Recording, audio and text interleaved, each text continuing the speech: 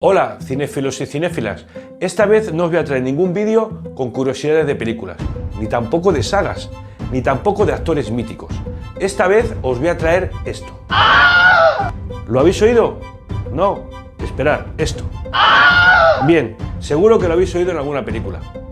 En tal caso, ponte cómodo, porque empieza Datos Cine.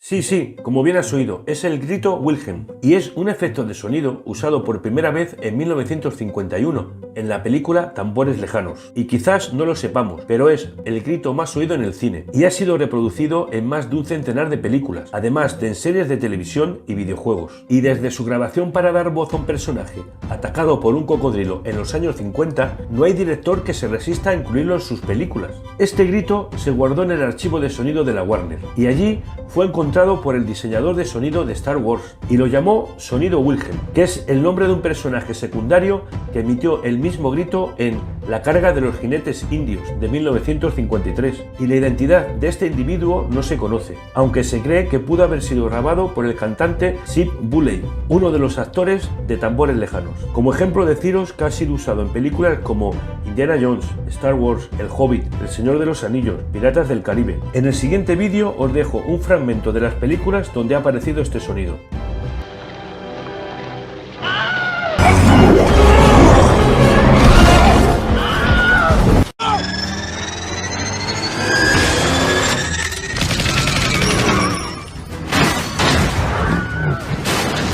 Not gonna be a problem.